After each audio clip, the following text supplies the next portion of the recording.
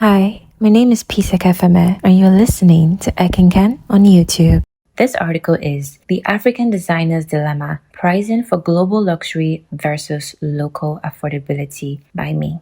African fashion has experienced a remarkable rise in global recognition over the past decade, with designers showcasing their work on prestigious platforms and at fashion events worldwide. The pure talent, unhinged creativity, and cultural depth of African fashion have positioned the continent as a formidable voice in the global fashion industry. Nevertheless, behind the celebration lies a recurring challenge: pricing. African designers are navigating a complex landscape where they must reconcile the cost of high-quality production with the contrasting demands of two markets: an international luxury audience and local consumers, the majority of whom have limited purchasing power. The true cost of African luxury. Contrary to the assumption that high fashion pricing in Africa stems solely from exclusivity, much of it is driven by the realities of production. Many African designers operate on a small scale, making it challenging for them to keep costs low, unlike bigger fashion brands. Import duties on textiles, coupled with limited local manufacturing infrastructure, significantly increase production costs. Furthermore, African fashion is often characterized by artisanal handcrafting techniques, including intricate beadwork, embroidery, and weaving.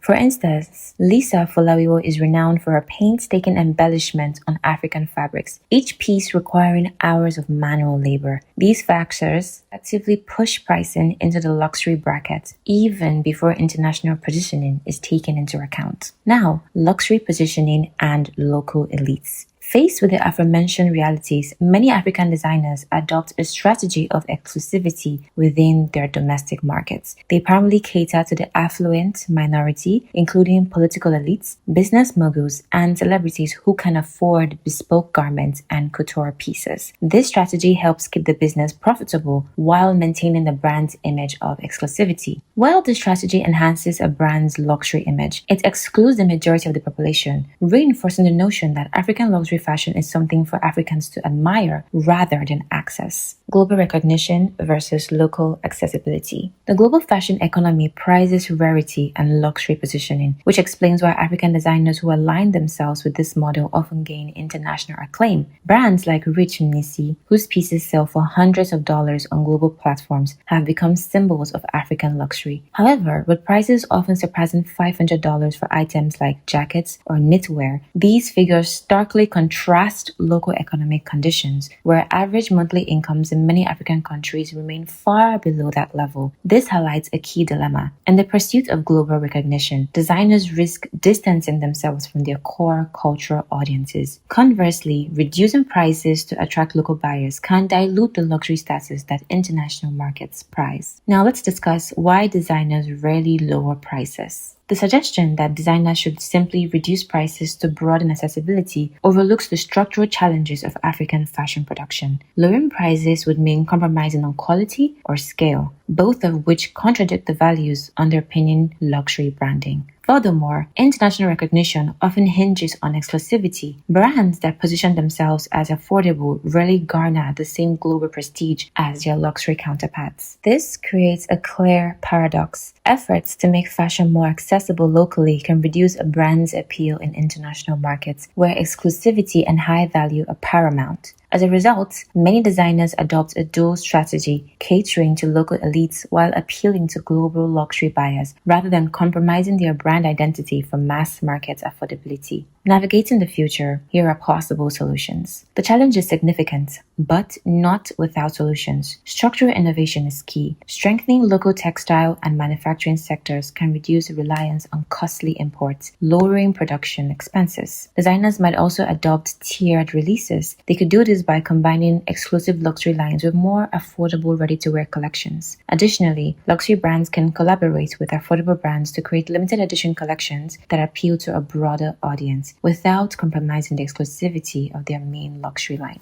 Finally, broader economic improvements across African nations could substantially enhance local purchasing power, creating a more sustainable environment for luxury fashion within the continent. African fashion is gaining global recognition for its creativity, but it faces a major challenge, balancing aspiration with accessibility. By focusing on luxury, designers attract international attention and cater to wealthy local clients. However, this often excludes the broader population. On the other hand, making fashion more affordable can weaken the prestige needed to compete globally. The solution lies in innovative strategies that preserve quality, address economic realities, and maintain global appeal without losing the essence of African design.